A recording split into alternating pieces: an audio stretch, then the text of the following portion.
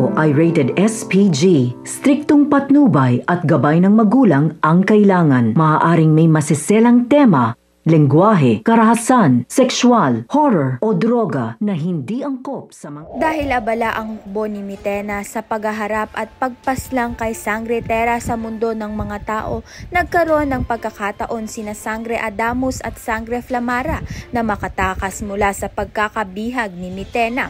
Samantalang hinarap na ni Terra sina Olgana at Veshdita upang hindi na madamay ang iba. Ngunit nagulat si Terra sa laban na ito. Baguhan pa lamang siya bilang Sangre at lalo pang nahirapan dahil kakaiba rin ang lakas ng dalawa. Nang manghina siya saglit, inakala ni na Olgana at Veshdita na makukuha na nga nila si Terra.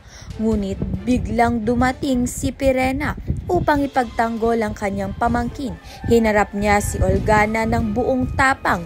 Doon napatunayan ang pagkakamali ni Mitena. Ang brilyante ng apoy na ipinagkatiwala niya kay Olgana ay hindi nito kayang kontrolin, kaya't mabilis lamang itong nabawi ni Pirena at ang tunay na karapat-dapat na tagapangalaga ng brilyante ng apoy. Kaya naman nga't ang naging nangyari ay si Olgana pa nga ang naghatid kay Pirena ng kanyang brilyante. Kaya naman nga't yan at iba pa ang dapat nating pakaabangan. Maraming salamat sa iyong panonood.